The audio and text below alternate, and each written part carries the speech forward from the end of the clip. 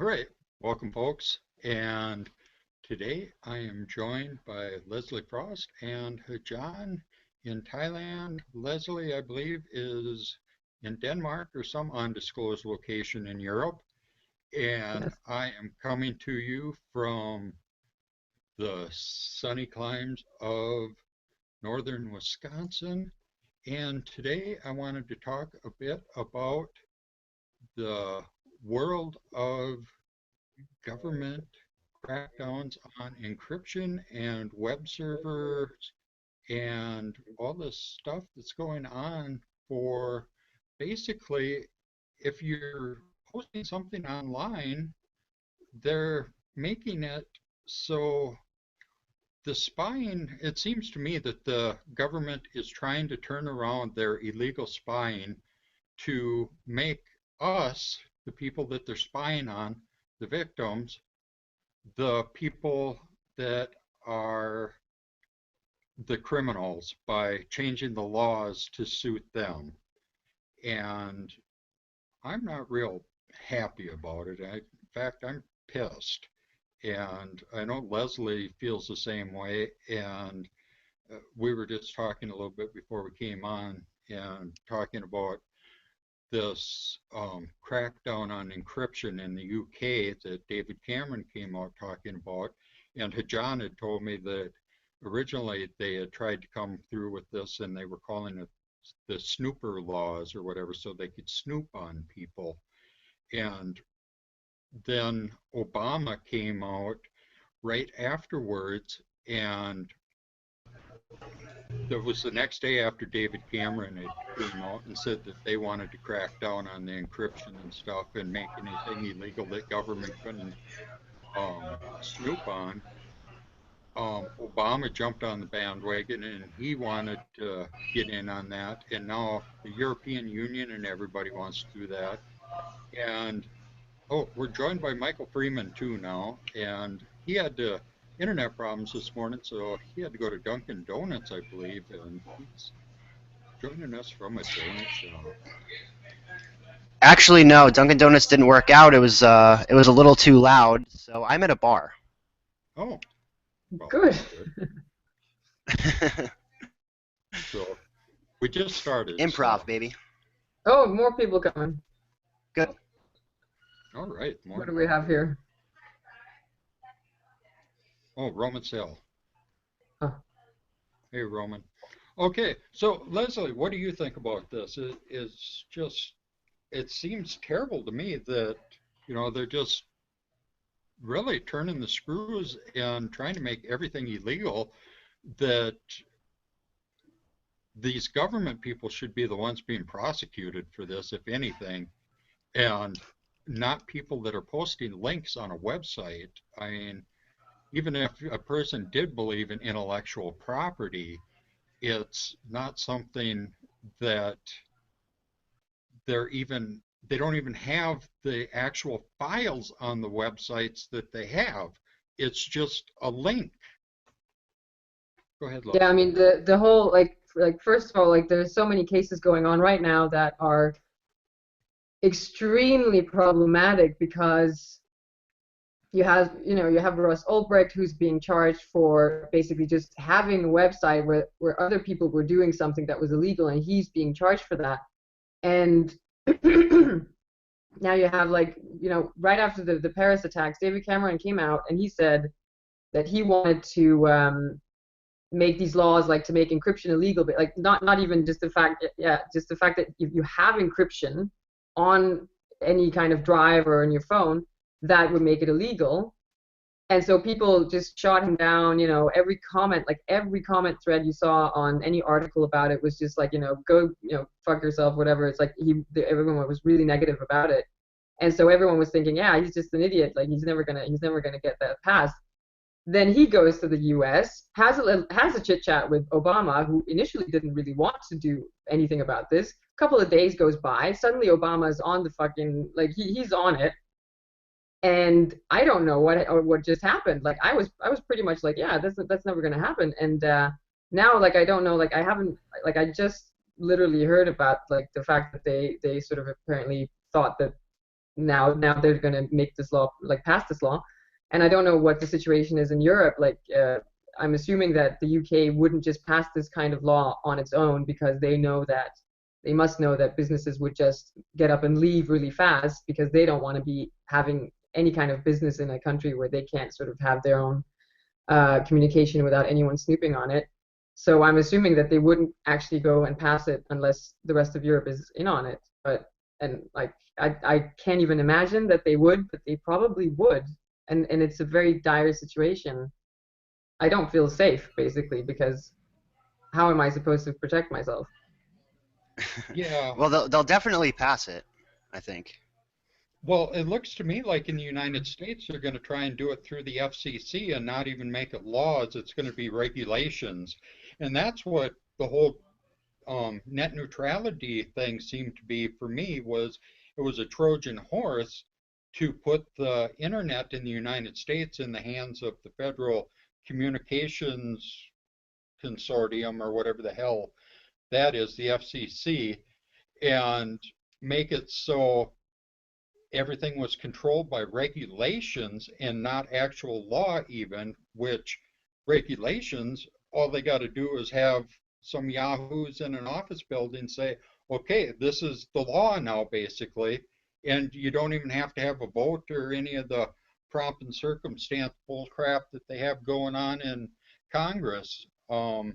And then they can send SWAT teams to people's houses for having a MP3 that they downloaded or something.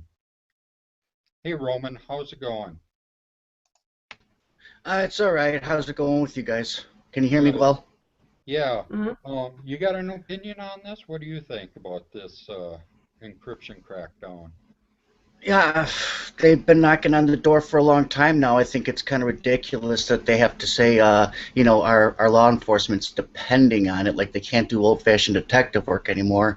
I understand that sometimes the criminals are using the high tech and everything like that as well, so it does put a damper on it. But if they do it the old-fashioned way, they'd be able to do it if they were good at what they did.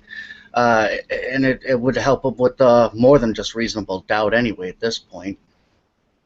Did you guys see? I just got something the other day, USA Today, talking about they're giving out these handheld devices or something like that. They can, I don't have a screenshot or anything, but they can peer into the houses and everything like that with radar and everything, effectively, basically finding out if anyone's inside and where they're at and what they're moving, or if they're moving and so on. Do you guys see that yet?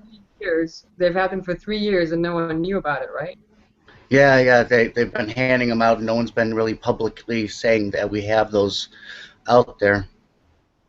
Well, I'd say that you guys carry your encryption, your state monitoring devices in your pocket willfully. Like I have mine right here. You know, they don't really need to hand out special devices. We willfully keep our tracking monitors in our pockets, I think. I don't know how good they can do these old ones yet, but I'm gonna dig out my Nokia, man. I'm gonna start using the Nokia again. They actually just re-released that the Nokia brick phone, right? They just re-released that thing, and it's kind of like a smartphone, but it can go underwater, and it's still only like $60. I'm considering getting one. With a government backdoor built in. Well, I mean, the government backdoor is going to be in my cell phone, no matter what cell phone I get. So. Yeah, true. And you know what? I'm not entirely opposed. I do a lot of video content. I do a lot of stuff online, and I don't think there's any such thing as bad publicity. Like, if Jake from the NSA is watching my video content, like thanks, buddy. You could hit like a few more times, and you could share my content. But other than that, I appreciate your viewership. But that's the biggest problem here is like, it's one thing that they want access to information if they say, oh yeah, we want to know what you're doing, but it's like in Spain, you had 7 anarchists quite recently who were arrested just because they had encrypted things, and not because they had anything particular on their computers, just like, oh, it's encrypted, we're going to arrest you because it looks like you're hiding something. Right. And I think that this encryption itself is what's prohibited. Right. Yes. They're getting really pissed off because they're finding a way around the those stingrays or whatever they're called, the things that mark the towers, and well, you're obliged to connect to them with your phones. Yeah, like they're basically using what I am seeing is happening is that the people that they wanted to arrest that they couldn't arrest before because they had no reason because they couldn't actually see what they were doing. Now they can arrest people that they find are making a bit too much trouble because You know, they this simply have encrypted things. that goes in tandem with another article I read recently about how they, with the license plate tracking, everyone knows about it. I'm not going to get into that, but the point was that it didn't lead to any arrests of any significance besides a couple of parking tickets here and there throughout the entire history of the operation. Anyone that they nailed through tracking them was only just misdemeanor tickets and nothing better than that. You'll have to excuse me. I got a bad tooth infection. If I'm mumbling or anything, and I'm going to go get some coffee right now. But that just reminded me that they're doing all this stuff, this war on this, war on that, and they're never getting any kind of significant results from it. It's kind of pissing me off. Well, they're getting results because a lot of people are earning a lot of money. Yeah, I think that's the point. I think the war on drugs or the war on terror or the war on, I don't know, freedom, whatever. I think that the purpose is to generate revenue and to increase this scope of the state, really. And I think that the whole point is to not come to an end. The purpose of the war on terror is that there is no objective enemy. There is no direct. You can't pinpoint the bad guy, right? So they can call everybody the bad guy and anybody the bad guy, and they're physically, there logically cannot be a conclusion to this because there is no definitive target, right? Not that I support targets in the first place to begin with, but if we were going to call, if they were going to call, for lethal force against somebody, it makes more sense to pinpoint a target and to take that target out and neutralize that threat, and then we can move on.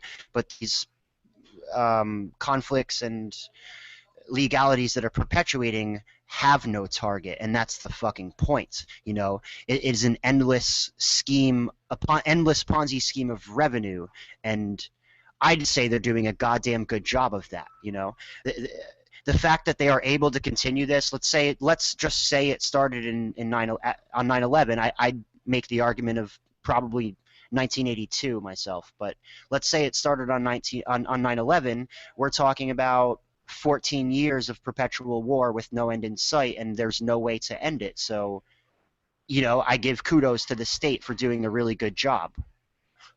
Yeah, As much as I don't like to say that, but keeping everybody in a state of confusion, and with all this monitoring and stuff that's going on, and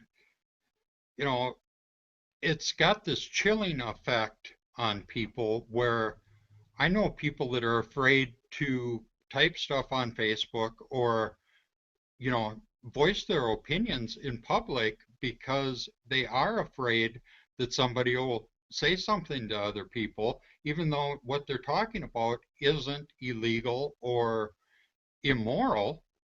It's just they're like, well, somebody might make that illegal in the future, or it's and that's part of the point too, is if you can keep people confused and in a perpetual state of kind of not knowing if you're being watched or not watched, and you just kind of always got that somebody watching over you and you're not sure, and you know they the Second Amendment people are always spouting off about in the United States about how, oh yeah, the Second Amendment protects the First Amendment because if they ever try to take the First Amendment away, we'll have our guns and we can have yeah, the freedom.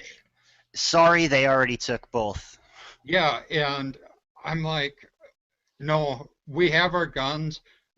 The thing is, you can't get five people to agree on what kind of fucking pizza to order. How are you going to form a revolutionary army? it, I don't want a revolutionary army. I think that revolutions tend to end in a replacement government, and exactly. that's not We really my cannot have speed. a revolution. We Right. cannot, categorically, we cannot have a revolution because it will be replaced with the same thing. People need to realize that this is ridiculous and we can't do this over and over again expecting a new result, because that's what's been happening so far. And That's the basically, definition of insanity. insanity, exactly. And the problem is this panopticon environment we're living in now, where we're self-surveilling, we're constantly like I do this all the time. Like I was sitting in my house a few days ago and I'm like thinking, why am I worried right now? I feel nervous in my own house. Oh yeah, because I'm talking to someone on Skype and I'm nervous about what I'm talking about. Because I'm thinking, oh, maybe we're going to say something that's going to be misconstrued. And it's like the whole concept of people accepting it slowly, because it's like cooking the frog, it's not going to notice it's being cooked. See, That people right now don't see it. Oh, I'm in public. I'm not sure that I should say this. I'll just be blunt. Well, I know that I'm being watched. I have firsthand evidence of that, and I'm not worried. I think we all are, and everybody is at all times. Like, as I said before, I appreciate a fan, but I openly advocate things like defensive force against the state, like which people tend to misconstrue into, hey, let's go kill cops or something like that. And I do not advocate that in any way, shape, or form. I just believe that whether there's a badge or not, if people are violently aggressing against you, you have the moral justification to kill them, right? And people often spin that into, hey, you advocate for people to go kill the police or bomb buildings or something like that. And even if you did, that's fine, because you're just talking. Sure, this is a philosophical standpoint, right? And even if I do advocate these things, I'm not saying it from a practical standpoint.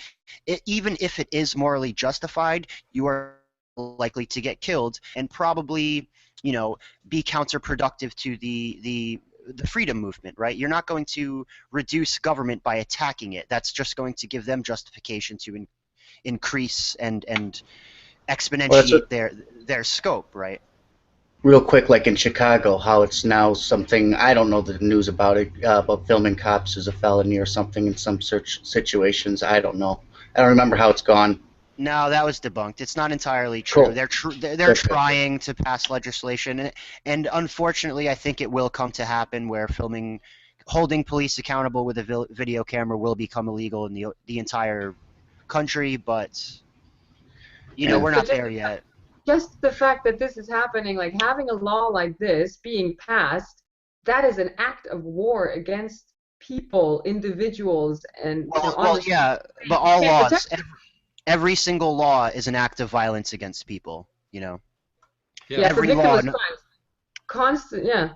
Yeah, it's crimes against this state. Unless there's a victim, unless I've destroyed your property or your person, which in my opinion is your property. I'm a proprietarian. Then I've done no I haven't done boo to anybody, so it's only a crime against the state. And crime against the state are so heinous that they don't even involve a victim. So. And that's the thing, the Ross Ulbricht trial, there's no one complained, there is no victim at all.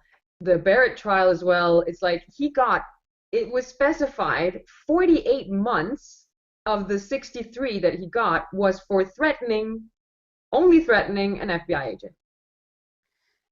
Well, I don't think that he openly threatened anybody. I think that he expressed an opinion. When it comes to Ross Ulbricht, what we're really talking about here is this person is being threatened with life in prison or death, because if he opposes life in prison, they will kill him, for internet hosting. Right, like he made a website, and other people did certain things on that. So I'm not sure that he did anything wrong.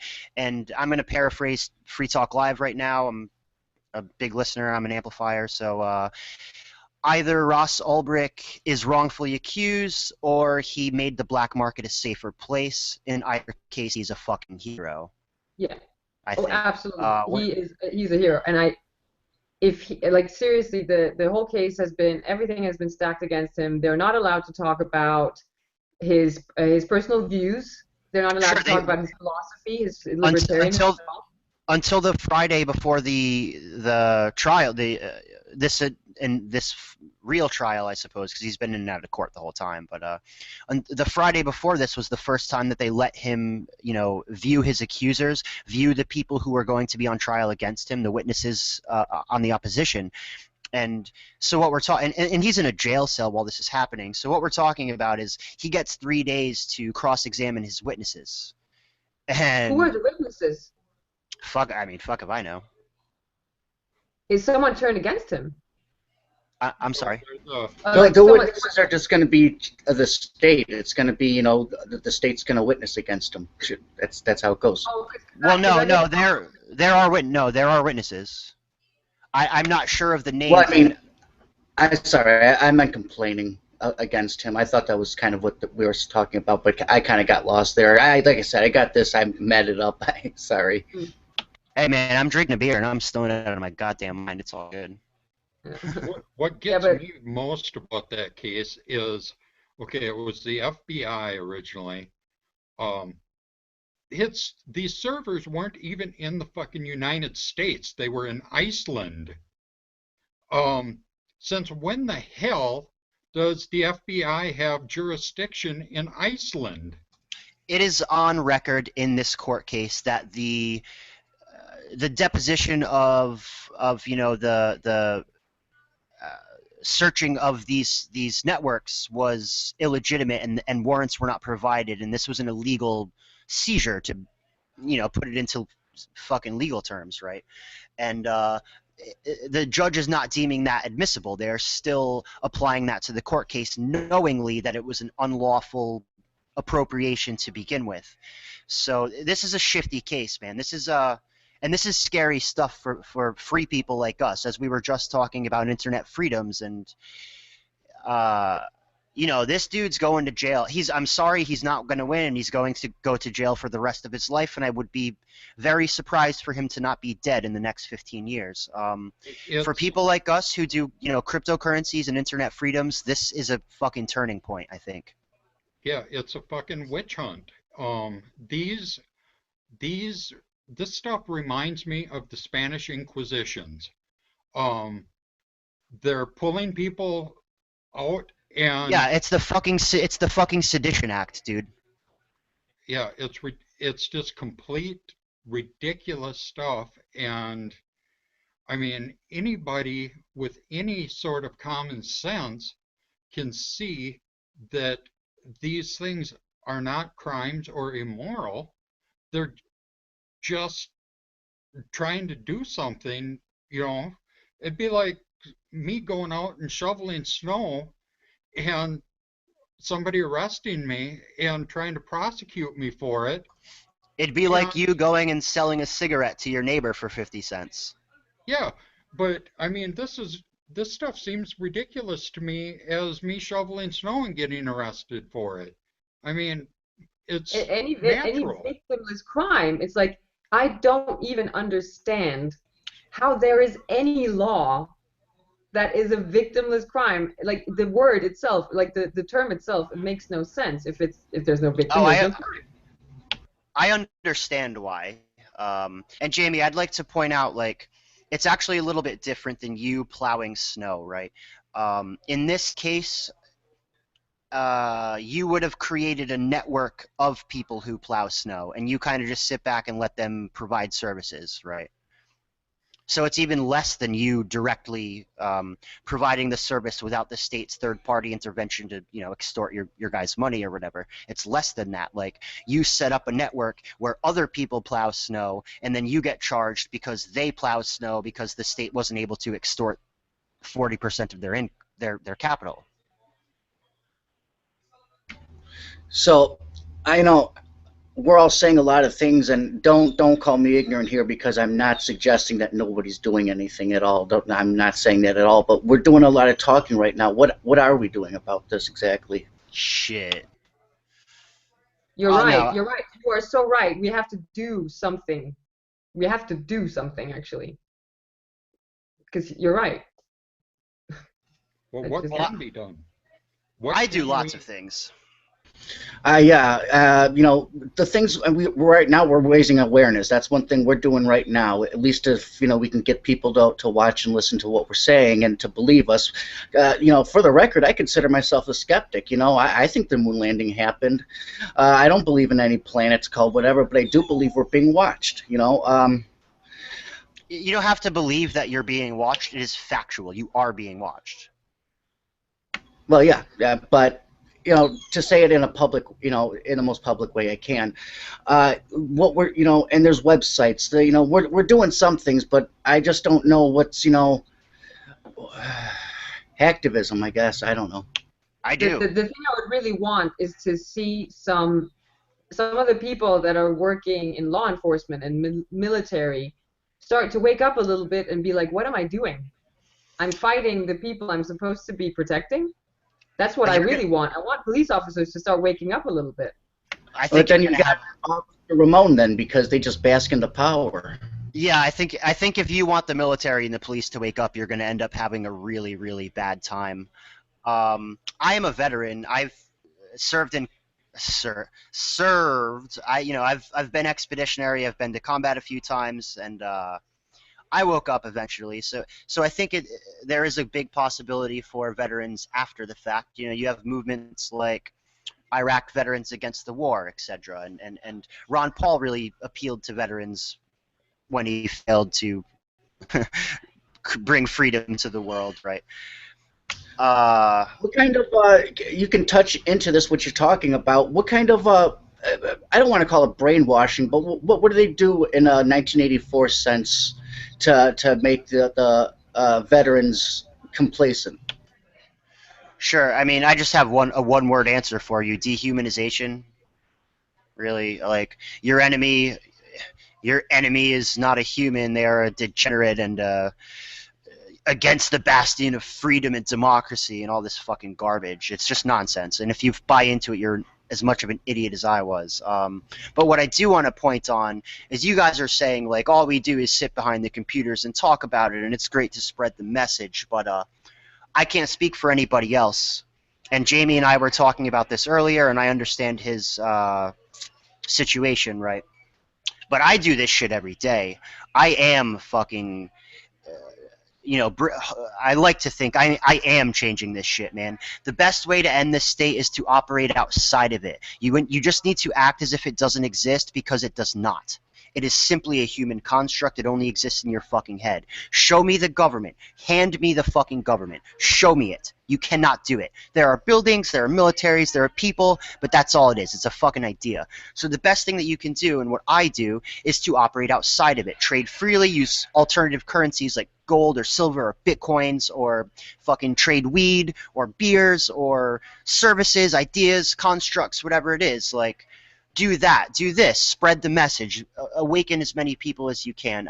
I've kind of given up on that. I've come to the realization that I can't really abide people aggressing against me, and 90% of the people in my geographical location want me to either be dead or in a cage, so I'm not overly nice about it anymore. If you're violent towards me, I think you can go fuck yourself. And I don't hurt anybody. I'm a really peaceful person. I just trade freely. And if you want to end this state, you need to act accordingly as if it does not exist, because it does not. You need to operate outside of it. Stop funding them, first of all. Stop paying these clowns. To paraphrase Derek J., who I just had on Abolishing Authority the other day, if Starbucks dropped bombs on people, would you would you utilize their service? Would you pay them? I don't think so. So why do you pay for the United States government? It doesn't require your fucking consent. It's an idea. If you don't want the state to exist, act like it doesn't, I think. You are absolutely on the money. We have to, try and take as much of like the cash that they're getting and trying to redirect that outside of their channels, basically, and that's through Bitcoin, and that's through gold and other currencies. Like, really get out of fiat as much as possible, because that's the only way that they're actually sustaining themselves, and there's not going to be any police officers protecting them if they're not getting paid. So that's one of the biggest things to do, because that is going to erode them slowly but surely if they can't fund their little fucking circus, you know? I'd call it communist or socialist or totalitarian. Another common argument that I have to remove the state, and this is an unpopular one, touching on what we were talking about earlier, and hopefully there's nobody else around to hear me say it. Look, if you act morally and defend yourself morally and act accordingly to threats posed to you, then the state's going to go away really quick. What people need to understand is that a police officer, flipping their lights on behind you is the threat of murder. When people threaten me with murder, I am morally justified to fucking kill them. So if people start to defend themselves and believe that I'm not advocating violence against the state, I'm advocating a defensive fucking posture. But if people utilize that idea, which is morally justified, I don't really care what the law says, then I'd say that there is a real incentive for police to stop going to work. If more or less, let's say they run into one out of 10 people has the idea that they're going to defend themselves against aggressors, then 1 out of 10 times that a cop pulls somebody over, they're likely to be killed. And if that is the notion, if that is the paradigm, and 1 out of 10 times you are going to be killed on a stop, I'm pretty sure that the cops are going to stop going to work. And if the cops stop going to work, I'm pretty sure that the state's not going to be able to do a goddamn thing to us. And I am sure that anybody, hey Jake from the NSA, I know you're listening here. I'm not advocating violence. I'm advocating a defensive, morally justified posture. Yeah, it's funny because I was talking to another guy, another anarchist in Denmark, about this earlier today, because we were talking about, how are we supposed to defend ourselves? Like in Denmark, you're not even allowed to have a gun. Like very, very few people have guns if they maybe like go to a range or something, and it's very difficult to get that. And and I said to him, like, if I was living in Nazi Germany, would I defend myself against a Nazi if I was Jewish? Yeah, of course I would. I would kill him. And I don't see any difference between a Nazi officer trying to attack me and a police officer trying to attack me when I'm not doing anything wrong. An aggressor is an aggressor. I don't care what your uniform title or fucking... I don't care about any of it. If you aggress against me, you aggress against me. The state doesn't legitimize that. Yeah, I had a guy get on me saying, oh yeah, you're a white boy in Wisconsin, how oppressed can you be? And it's like... Privilege, baby. Yeah. Is there really a scale for being a slave? I mean... Yes, didn't you know, Jamie? There is a scale, and you're just not that tall, not that high on it. I'm a house slave. I'm a house slave, so it's not as bad for me as it is for the field slaves, I guess. But oppression is oppression. I mean, when it comes down to it, the people that want to take away our freedoms aren't people living in caves in the desert or in the mountains in Afghanistan. It's the people that have a badge and have a white cop car with sirens and lights on top of it. Those are the people that are most likely to take away our freedoms. And that's just a fact of the matter. In the United States last year, police killed over 1,100 citizens, and terrorists killed 0. Yeah, I'd like to point out. My state words are about to come out here. I am a veteran of the war on terror, right? In the two main fronts that people know about, and like more people have been killed by the police since 2004 when Iraq kicked off than the entire Iraq war. And I understand it's not a congressionally fucking approved war, so it's not a war by fucking state standards, but I don't really care about their legal scribble, right? So police have killed about 5 times more people than Iraq did. And I just wanted to point that out. And it's an illegal war. Yeah, and the most important thing is like... when they go on all their legalese, and that's what... Show me a fucking legal war. Yeah. It gets me, they keep pulling all these laws out of their ass and persecuting people for doing illegal acts. Like, oh my God, it's illegal. Yeah, it's illegal to drive 36 miles an hour in a school zone. It's illegal to do this. Oh my God, you're this terrible person because you did something illegal. Well, okay, we'll take that sign away. Now it's legal. It's like all these arbitrary bullshit things that have no real impact on anything other than revenue. All right, the And Holocaust was legal. The internment of Japanese Americans was legal. Bombing weddings is legal. The drug war is legal. Putting peaceful people in cages in Spain for fucking intellectual property and encryption is legal. If you judge your ethics based on what the state tells you, you're probably a fucking murderer, I'd No, think. and the whole point is like we keep talking about, people taking away our freedoms. Bottom line here is what you allow is what will continue. And as long as we are allowing someone to control our lives based on totally random things, because obviously we can see how random it is. Like people, again, the victimless crimes, just, as soon as you know that there's no victim, you know it's bullshit. So basically we are allowing, like now I'm allowing someone actually to control me because there's certain things I don't do because I don't want to get in trouble. So the price for me to break this arbitrary rule is too high, so I'm going to like allow them to control me. But the fact is that I'm allowing it. I'm not fighting back. It's only when we start to fight back, because no one can take anything away from you that you don't allow. I've Yeah, been I've been kind of deciding little by little which battles I'm going to pick to try to fight. And for example, I decided a few months ago this year coming up, the taxes that I do, I'm not going to sign them. If they give me a shit about it, I'll tell them I don't understand it. It's duress. I don't, I can't do that. Um, put an X on it or little, something. yes, but choose my battles on what I can actually put a little bit of control over, what I can actually fight back with a bit with my logic, with my words, because I yeah. don't have any weapons that'll beat them anyway. So I mean, just to make a dent. You're never going to beat the state with violence. They are always going to win on that front. What it really boils down to for me is economics. I'd call this a cost-benefit analysis or a value judgment, right? And Jamie and I were talking about this earlier today. It's what you're willing to sacrifice. And I believe that self-preservation comes before principles. I'm not really going to.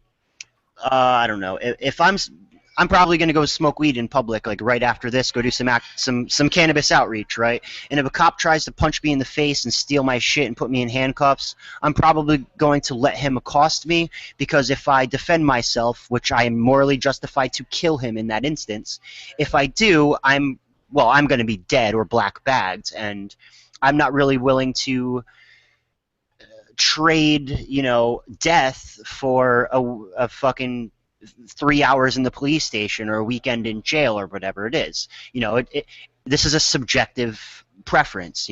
Whatever you are willing to sacrifice for your principles, go ahead and sacrifice it, and I won't say boo, and I will probably salute you for doing so. But the fact of the matter is I want to stay alive. I'm pretty sure that the antithesis of liberty is death, first and foremost. There are many other contributing factors along the line, but I'd say the final fullest lack of freedom is when you're dead, because you don't really exist anymore, so you can't really exercise free will, can you? So Well, yeah, I I think just call this economics, man. It's a cost-benefit analysis. You got to make a value judgment on what you deem is important. If it's your principles before your life, so be it, and I salute you for that. But I'm not really willing to die for getting punched in the face or a billy club to the back or a taser.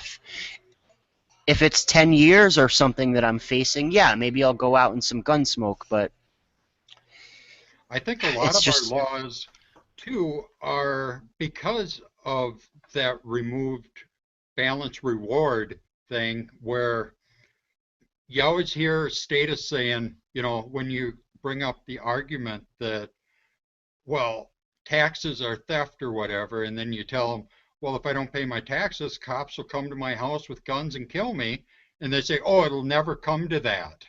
And it's like, well, that's because most people are intimidated and don't want it to come to that, because they figure they don't want to get killed over a $900 tax bill. I'm But assuming that we all know the book that they're following is written. The one I used to have references, titles and everything, but basically, what they're doing right now is they just take chip and chip and chip little by little away at the rights and at the things that we have until we become what is that? See, my vocabulary right now is really not where it should be, but we became complacent. There we go. yeah, We become complacent. We forget what's going on, and then our suffering becomes you know, a way of life, and we'll be happy just not to be beaten by the police.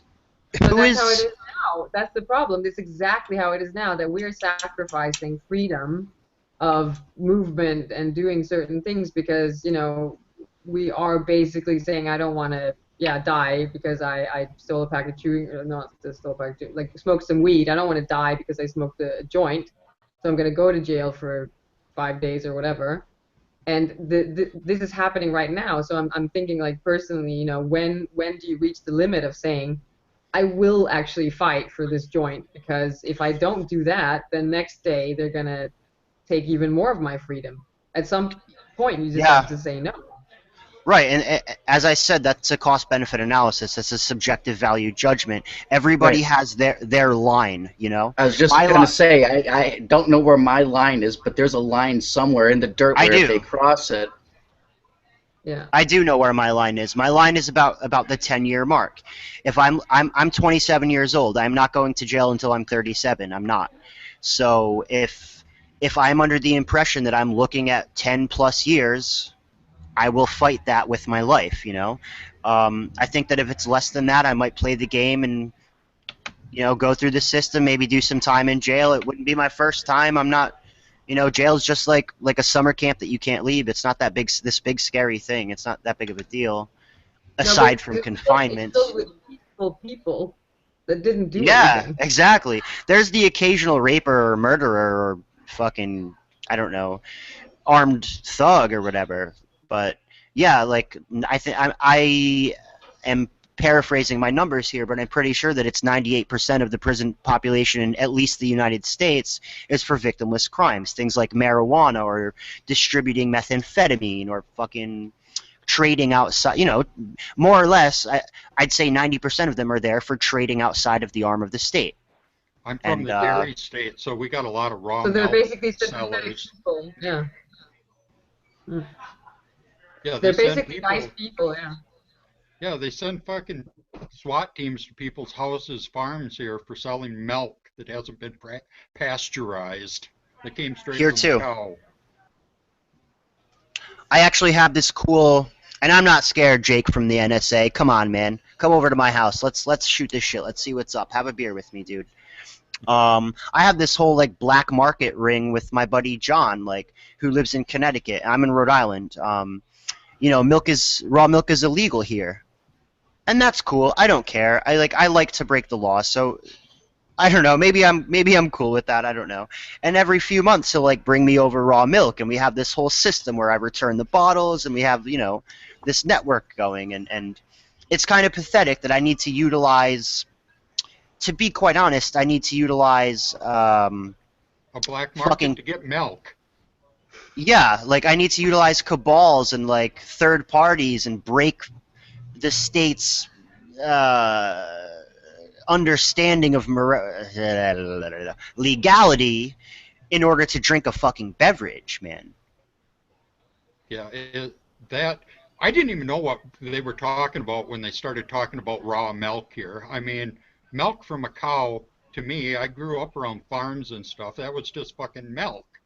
That's what everybody here had was you went out to the bulk tank after where the well, milk goes after you milked the cows and you took your pitcher and you dunked it in the tank, filled it up and brought it in the house and put it in the refrigerator. And you had milk to put on your cereal and everything else. That was just milk. I but mean, I mean, we're we're talking about them making it illegal to cut out the middlemen, the pasteurizers and the retailers and the right, wholesalers. I mean, that's what the law is about when it comes down to it. right. That's what most of this stuff is, and it comes down to the crony capitalism. And that's what a lot of the people are confused by. Like these Occupy people are confused that, oh, it's capitalism, but it's not capitalism. It's cronyism. Well, I would make the argument that cronyism is a form of capitalism. It's state capitalism. And I understand. Look, I'm a Rothbardy. I understand. I'm a Rothbardy and through. I believe in completely unregulated free trade. But if we're going to use these terms, then by definition, it is state capitalism. Cronyism is state capitalism. And I understand that it's a horrible idea, and communism is better than cronyism, and I, I don't say that fucking lightly, but... But that's the whole thing, that all of these things, all of these laws that are now being passed and they're trying to attack people, it's basically to protect their income. Right. They're trying to protect themselves. And there's no basically about it. Yeah, that is what it is. They just want to protect their financial support, because as soon as people are doing, selling the milk directly from the cow, and they don't have all the people having all these streams of income and revenue that are going through the government several times, actually, then suddenly they don't have any payment for their little luxury housing or whatever it is. And right, and then they can't stop. They're a parasite. Right, and that's exactly what corporatism is. This notion, this economic hallucination cannot exist without the state. A corporation only exists because the state levies that it can, right? It is a legal entity. So when people make the claim, as Jamie said, these occupiers, right? And it's funny because I see this guy over here with the mask. These occupiers try to claim against capitalism, but really they want the state to fix the problem. The fact of the matter is that the state is the fucking problem. Capitalism is unregulated free trade, which is exactly what we are participating in right now. We are exchanging ideas. We all find it mutually beneficial, or we wouldn't be here. This is a monetary exchange, and we are participating in free market capitalism as we speak in this instance, right? So these occupiers and these leftists and these fucking Republicans even try to claim, use the word free market. What they're talking about is state capitalism. What they are talking about is legal entities and fictitious organizations that could not exist without the enforcement arm of the state. You cannot have through the free market, through things like competition, you will not have a monopoly. It can't exist. The only reason that it does exist is because the state gives it a protection racket and allows it to. Capitalism has never existed in America. I am fairly certain that it's never existed in the world. And to try to use the corporate crony fucking garbage economy of America, the centrally fucking planned, regulated, I don't have good words for it. It's just fucking bullshit. To use this and equate it to capitalism is fucking ignorance. Yeah, it's perverting the word because they're perverting the word because they're giving tax exemptions to these companies who then become monopolies because they can become monopolies. The second you give an exemption, the second you give a buyout, the second you give a protection is not capitalism anymore. We're talking about regulation. You can't have capitalism and regulation at the same time. Capitalism and the state are not synonymous. These things cannot exist together. Exactly, and they're they're perverting it because the normal people are being taxed to the eyeballs, so they don't have any freedom of movement at all, and they can't start a business. But then they get tax exemption for these big businesses. Oh, by the way, Jamie, one of my friends said that the chat isn't turned on because he wanted to ask something. I think. Can you see that? Q&A? Oh, the well, I don't know how. I didn't have it open. I always forget about that. Oh, okay, good. Okay, because I think you wanted to ask something. But yeah, it's like the fact of and this is really important actually. The way that words are used, that they've been used wrongly, like capitalism, for instance, it's been used wrongly for such a long time. The word free, there is nothing that is free, and every time I hear a government or a politician talk about we're going to have free something, it's bullshit because there's nothing that's free. Someone is always paying the bill. Yeah, the state. Saying, oh, it's free because you're not paying the bill. No, the state does not create anything. The state does not generate revenue. They, at very, very best, all they do is reallocate funds. All they do is redistribute wealth. So when the state calls something free, when the state pretends that they are makes you hallucinate that they are giving you something, what they are really doing is extorting from somebody else with the threat of fucking murder. Like taxation, for example, right? Like you are going to pay taxes, or first I'm going to steal your paycheck, and if you don't abide by that, I'm going to steal your house. If you don't abide by that, I'm going to put you in a cage. If you don't abide by that, I'm going to kill you. So redistribution of wealth is the threat of murder, and that is the best thing that the state does. The best. And that's, well, if that's the best thing that this idea does, then I'm pretty sure that it's a failed great experiment, in my opinion. No, absolutely. And it's really like people get confused because even when we talk about certain things, I remember like I was showing like a video podcast I'd made, and it's not like we're talking really, really advanced jargon or any kind of like libertarian jargon, but he was just like, oh, you know, it sounds like such an insider thing. It's like, no, we're just talking about what things are. We're not making stuff up. We're not making you believe some kind of alternate reality. We're literally talking about the situation as it is. And they were confused because they were used to words meaning different things than they actually mean. And they, like, tax is theft. It is theft. I'm not making it up. It's like, oh, why are you making it sound well, like? No, it's not. It's not theft. It's to be more definitive. It is extortion. Yeah, it's extortion. And when they start to use these words, like instead of calling it extortion, we'll call it tax. You know, we'll call it a flower or something, and then it sounds nice. And then, you know, some people are getting some money and they're poor, and it's fine. We have to like take back these words and be like, no, this is not okay. Like free doesn't exist. No, it doesn't. It's not okay just because it's called tax. Yeah, like quantitative easing. That was the next QE infinity. The European Union announced yesterday or the day before that it was going to start quantitative easing because it works out so well everywhere else in the world. The BBC trolled us with an article that I found amusing. They had a graph and a flowchart on how quantitative easing works. And they forgot the little graphic of the guy bent over and the government man behind him. But if QE works, why are we on like QE 19 right now? The way I see quantitative easing is you still have the same amount of pie. You just cut it into more pieces and tell everybody, okay, now you won't be hungry because we have more pie. Yeah, bread lines and circuses, man.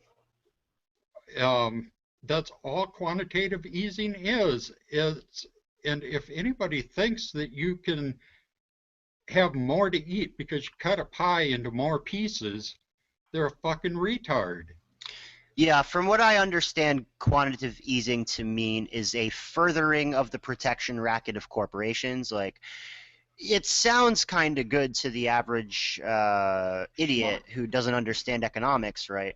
But what we're really talking about is force. What we're really talking about is special protections granted to special people, and if other people don't abide by these rules set in support of these organizations, then they will be killed. So I'm not overly thrilled with the concept. Not that I'm thrilled with the Fed to begin with, but this one especially. Yeah, and well, the euro took a nosedive too right after they announced they were going to start the quantitative easing, which of course is going to make each one worth less. So, I mean, it was totally expected by anybody that knows anything about economics that it was going to take a nosedive, but I found it funny on some of these financial websites showing the graph of how it just made a cliff on the value after they announced it. That, oh my God, after they announced quantitative easing, the euro took a nosedive. If we know anything about the Fed, if we know anything about centralization and monopolization of currencies, then I'd say it's a really bad idea. I mean, since 1913 alone, the USD is devalued 97%. When we're talking about the European Union and the euro, what we're talking about is a centralization and a monopolization of currency on basically a continental scale, not a full continent. You know, there's countries here and there that aren't bound in yet, but they, believe me, they will be, or they will be fucking destroyed. So what we're talking about here is central banking and centralization and monopolization on currency on a fucking epic scale, more than America, because we have it here, and yeah, we do kind of have the petrodollar, which is the world currency on oil, and you know, there's a debate to be made where that's, well, no, there's not a debate to be made. That is heavily centralized, controlled, and devaluing at an exponential rate. So the European Union is that on a grand scale. The euro is like the United States dollar applied to, like, I don't know the number right now. I could, if I was at home, I would look it up, but like 19 countries, I think. So I don't think that that's going to go their way. When you centralize currency and when you make a monopoly on currency, you tend to devalue because there's no competition and there's no way to come up with a better concept. There's no way to come up with a better means of exchange, as we have fucking seen. So yeah, I have no hope for Europe. I'm pretty sure Europe's going to be burning to the fucking ground within like 20 years. I don't think 20 years. I don't even think it has to. It's not going to take 20 years. It's burning to the ground now. Like you can see, this is the thing actually. Now that they're trying to like, you know, make all these laws and really like trying to clamp down on people, it's because they're scared. If they weren't scared, they wouldn't be doing this.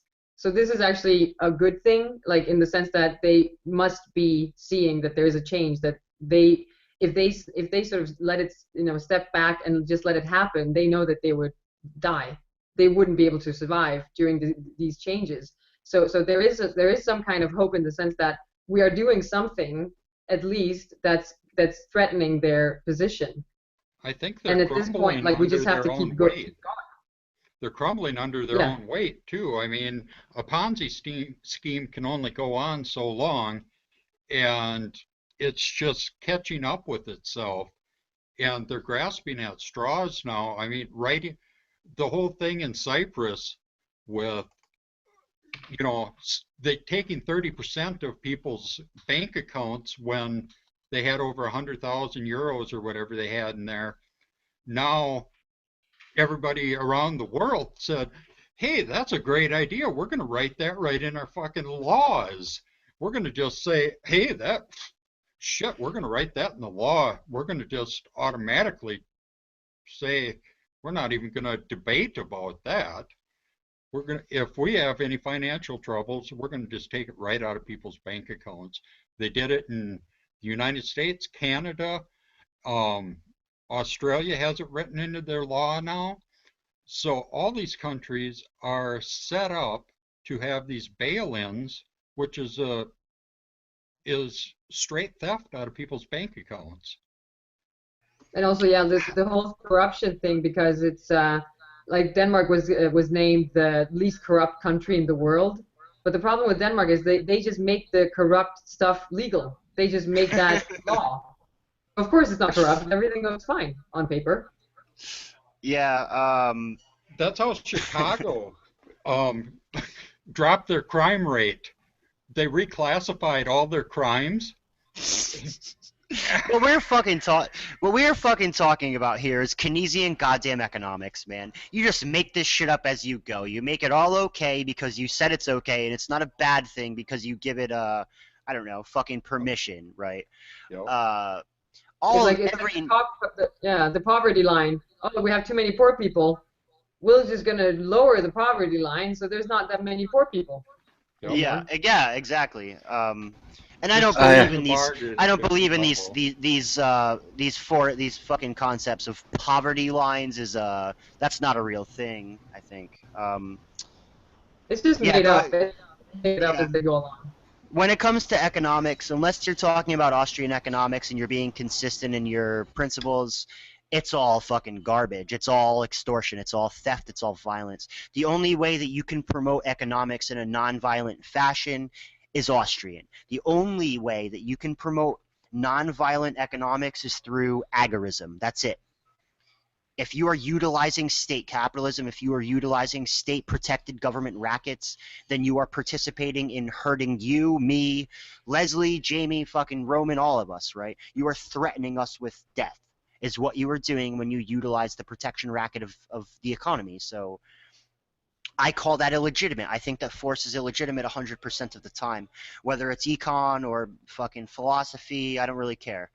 If you're forcing your ideas upon me, I think they're really bad ideas. And when it comes to money, especially if you're forcing your money upon me and it's devalued 97% in what?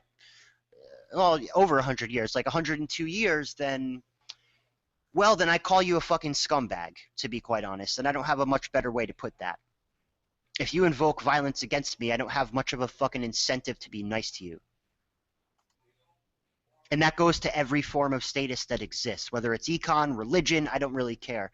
If you want to force your ideas upon me, what you're saying is that you want other people, state agents in particular with badges or camo or fucking suits and ties who are authorized by the government to come and fucking hurt me. So I think you're a fucking douchebag and you need to stay the fuck away from me. And I know I'm sounding a little angry, but you know what? I am angry. I'm a little bit fed up with this shit. Like my family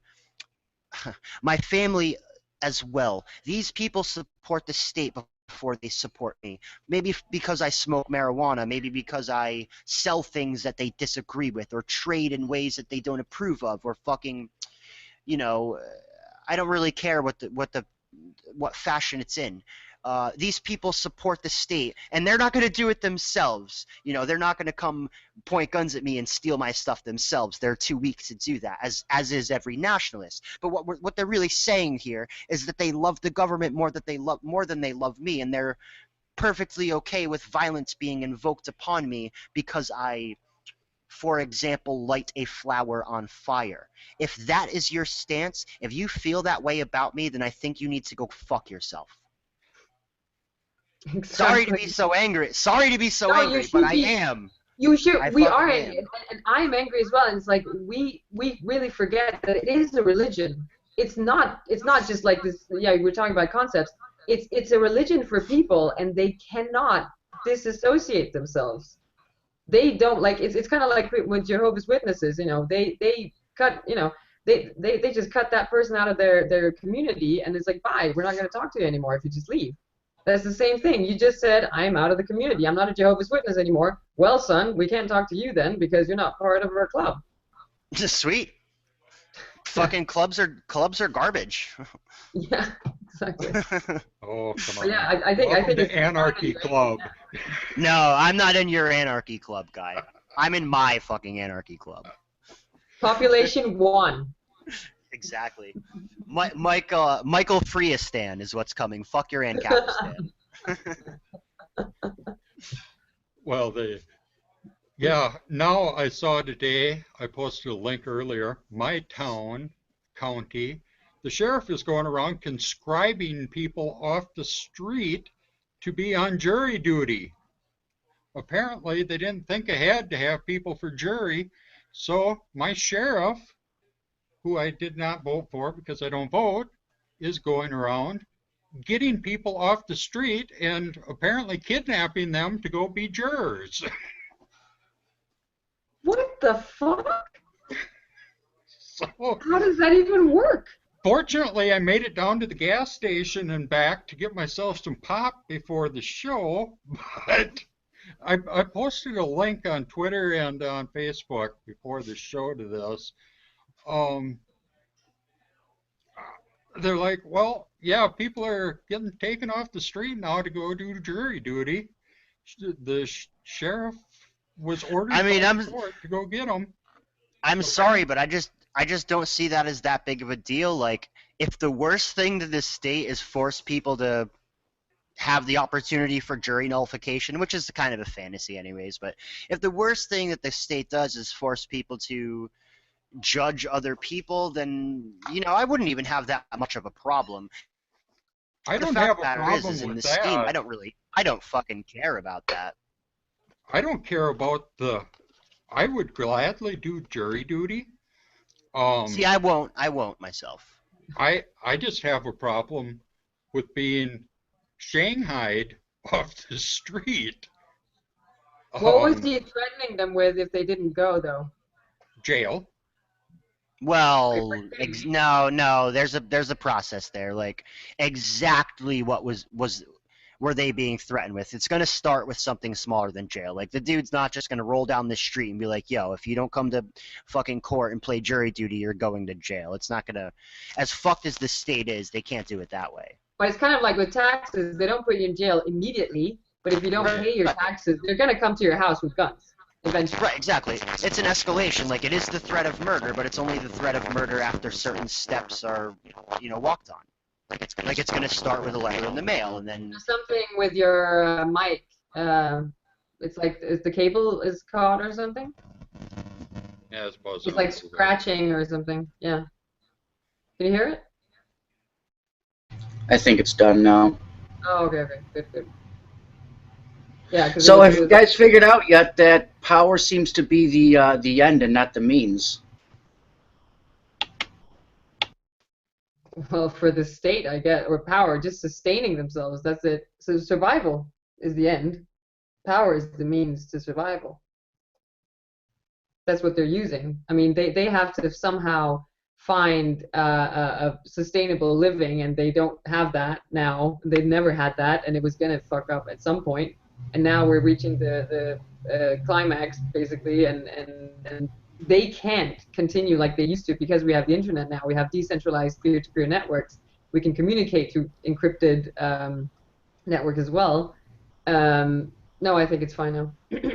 So it's like you have this situation where that's the thing. We can't fight them with force, so we have to fight them surreptitiously somehow, and we have to fight them through, encryption and through taking the money flow away from them, because they're going to fight us with force. That's all they have. They don't have anything else. They cannot fight us with the mind anymore because they can't brainwash us like they used to, because in the good old days, where the state was really powerful, well, it started with the church, and then the state, because you couldn't communicate freely. You had people in little enclaves, and you told them a story, and they were like, yeah, great, that's the story. We don't have anyone telling us otherwise. Suddenly people you know what? I know, I agree with you, but then I totally disagree with you in the sense then, right now, what you're describing, what is a world, if we weren't, oh shit, if the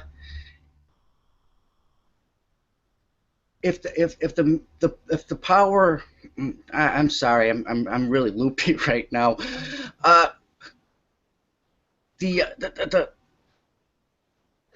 If the masses were awake, this wouldn't be an issue, and that's what you were describing. Is that all they have is the power, and they can't do it with the mind, but they're doing it with the mind with so many. Otherwise, the entire public would rebel. It'd be a V for Vendetta. They do have that control. I think I'm saying, like, they can't win the fight entirely just by telling people stories anymore, because they have to use the force to back it up, because they used to just be able to tell the story. We just had the TV. The TV told us what to watch, when to watch. Now we have the internet. Right. Suddenly now they can't. We can Skype with each other, and we can see what's happening at the moment that it's happening, and it's when it comes on television half an hour later, I know what happened because I have a friend there, and he told me, and I can see that what's happening on the television is not what's happening. And that's the problem that the state has now, that they have to use the physical force to back up the stories that they're making up, because it's not enough anymore. Right, yeah, no, and now with instant media and everything like that, you're absolutely right. Now I see where you're going, that they can't just, I mean, they can still claim overseas this and this happened at this shore and everything like that. But down in the middle of Detroit, where there's a camera, they can't say this happened and that happened anymore. They can't use the media as their leverage as they used to, because there's just too much free information at this point. So yes, you're right with that. They cannot win in the end with all of this. We just need to wake people up. It's a good example, actually, because, for instance, like Jeff Berwick, he lives in Acapulco, and he posts sometimes, like, that they have like a code red, like the U.S. says you can't go there, it's really dangerous, and he's like sitting on the beach with a drink, and he's like, everything's fine, there's no problem here at all, no one's fighting, there's no problems, but they have a code red, don't go to Acapulco. So I can see a person sitting there it's not happening as it's being said, and so it's eroding very well. It's faster Well, and yeah. faster now, actually. Yeah, but it's Another eroding. another great example is Pakistan and Islam. I had no idea what the fuck was going on there, 3 years ago. That's been happening for 20 years and over. About 20 years, I think. I had no idea because it was all, I didn't have the access. With the age of the internet later on, yeah, that's another example. You have the access now. You understand that the media was. I've got a documentary about it, how they were forced in the middle of it, but what it comes down to is that we were unable to be told because there was no means at the time.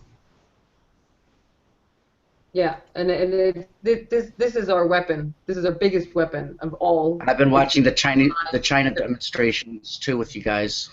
Yeah, exactly. Yeah, so the decentralized peer-to-peer networks, the blockchain, and the internet is the biggest arsenal of weapons we have. That Yeah, and is how we're going to fight this, because we're not going to fight it with guns.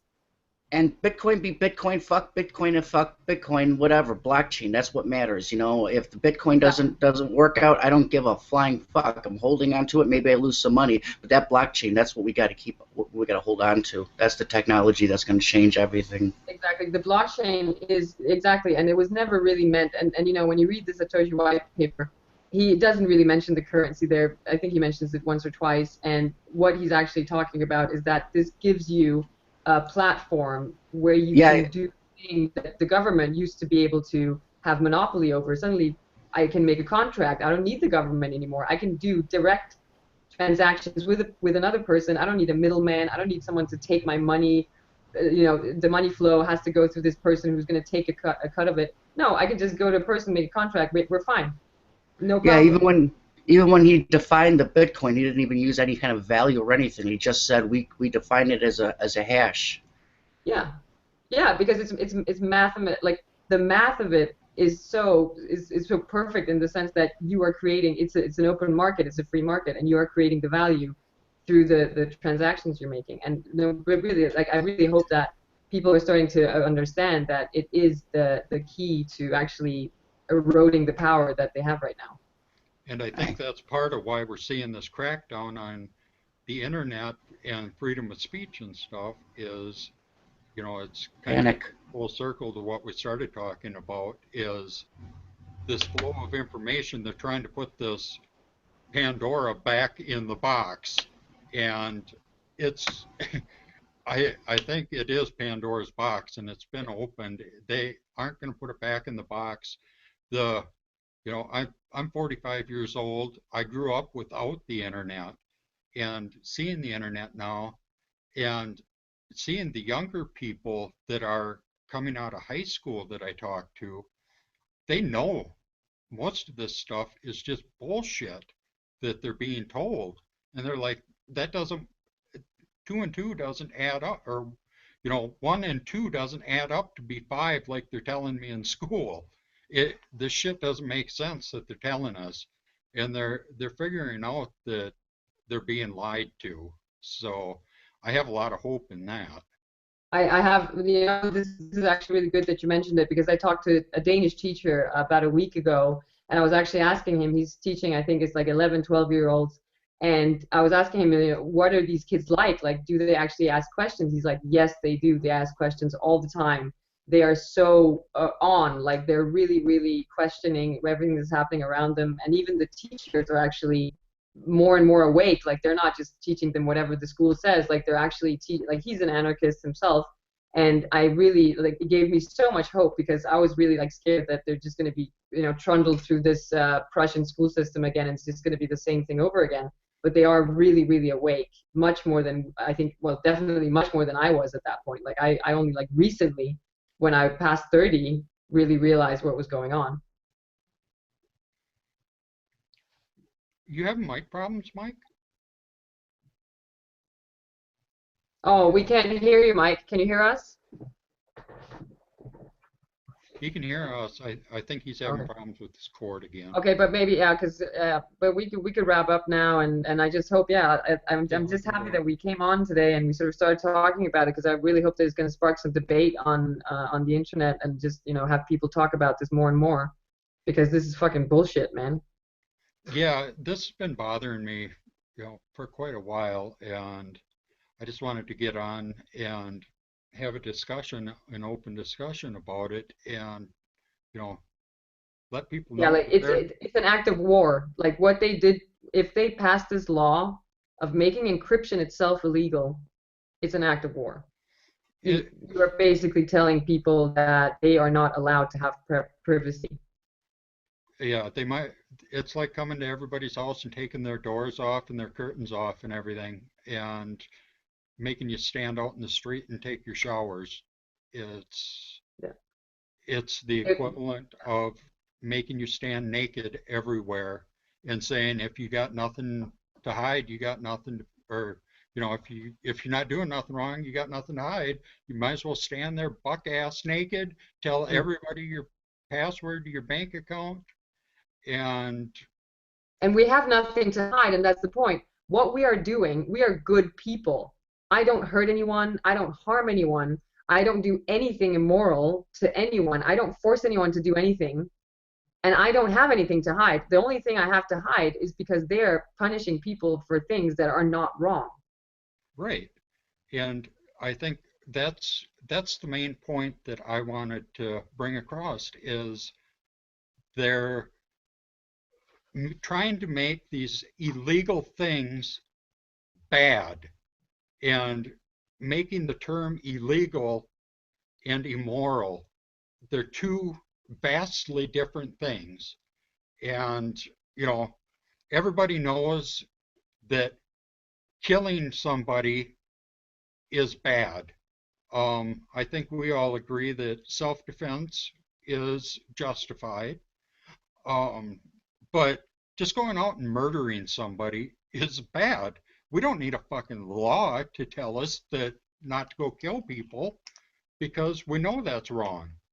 But yet the government, they can go out and kill people with impunity and say, oh, yeah, we did it because some made up reason or not give a reason at all and say, oh, yeah, that's government. It's okay.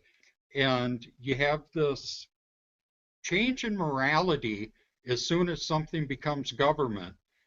You know, um, extortion and theft automatically change the name to tax. You have, you know, murder and other things. Oh, we'll just call that war. Oh, I have a whole list on, Patriotism, we'll call it patriotism. That sounds even better. yeah, patriotism, Yes. and all of these. I got a whole list on my computer. I should have brought it up for all these terms that are state words that are translations for all these things that if we did them would be immoral and criminal. But when the state does them, everybody's like, yay, yay, yay. But we do them Mm. and it's bad. Or another thing, if we defend ourselves from these things, automatically are these people frame us in this thing of, oh, this person isn't paying his extortion fees. He's a bad person. It's like, uh, okay, this person Yeah, didn't pay his taxes. it's like Um, they use the term cop killer, right? Cop killer, as if that's something different than just killing someone. It's like if you are being attacked by a person, I don't care if he has a badge, and you kill that person, you killed a human being that tried to attack you when you were doing nothing. You're not a right. cop killer. You're just defending yourself. Yeah, and we hear all the time in the United States of these no-knock raids in the middle of the night.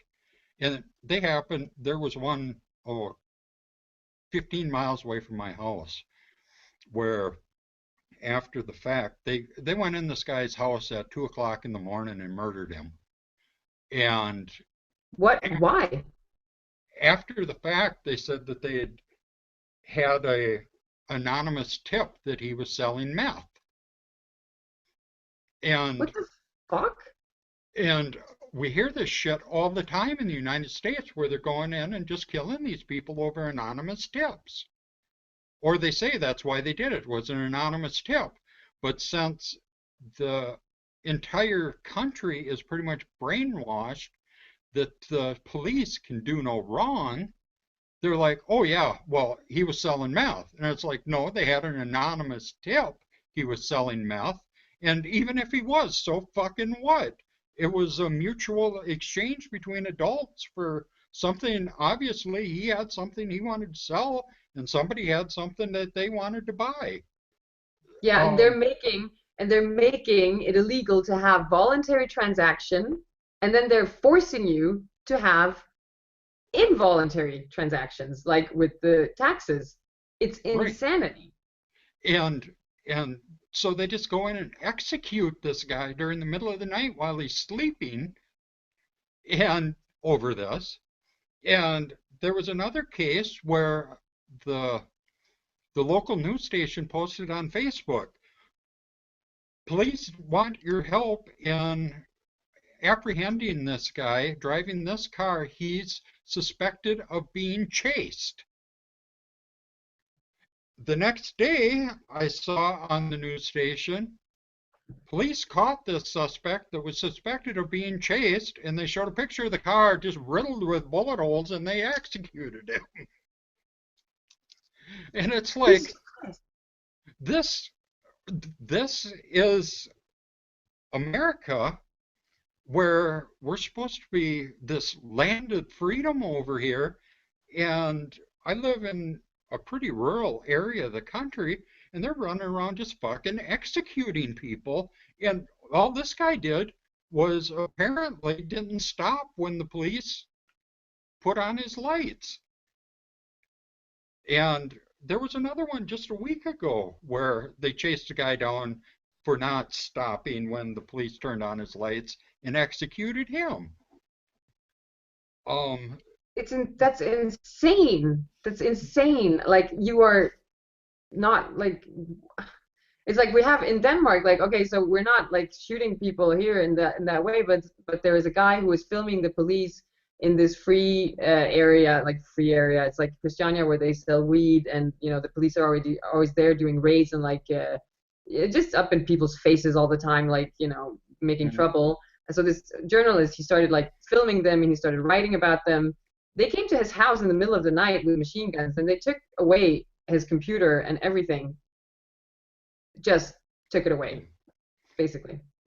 Here now, it seems that the modus operandi of the police has gotten, they see that they can get away with murder, and they know dead men tell no tales.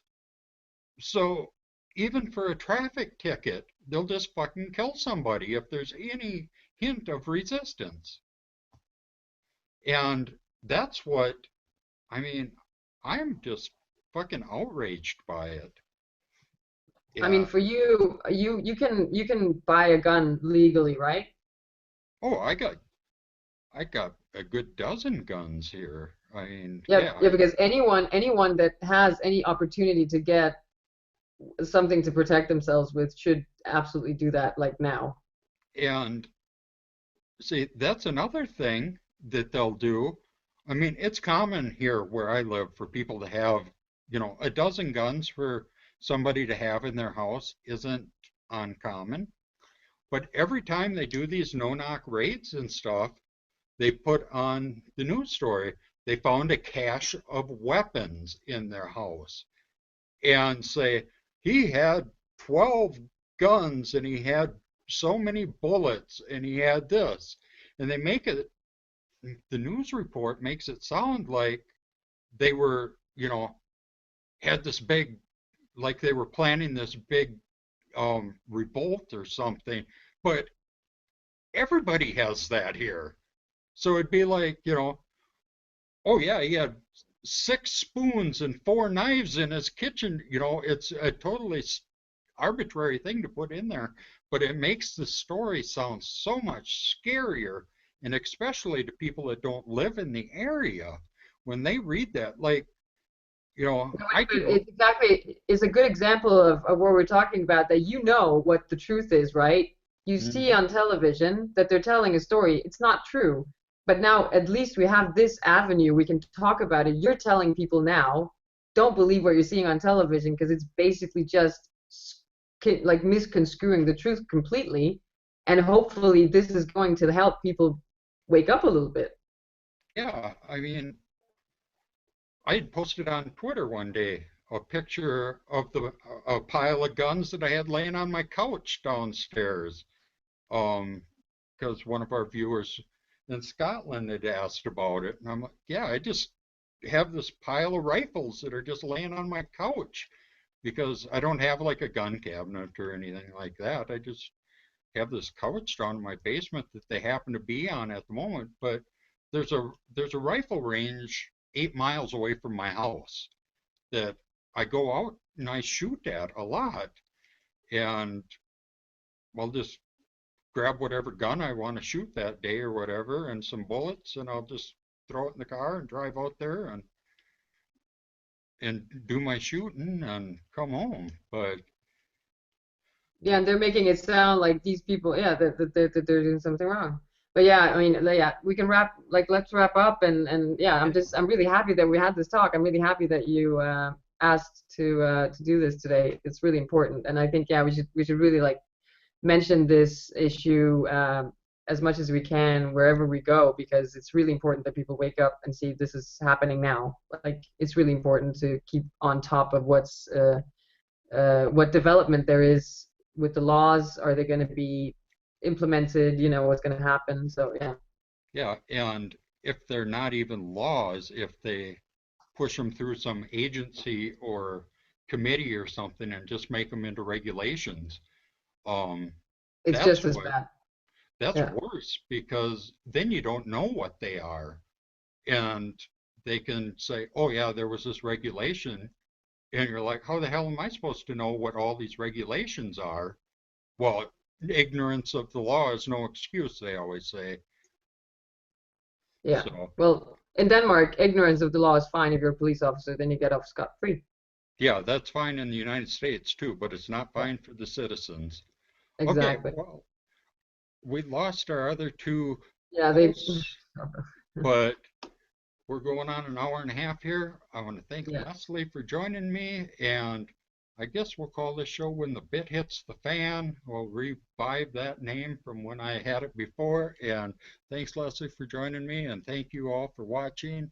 And hopefully, this will bring some discussion about, and we'll see you later.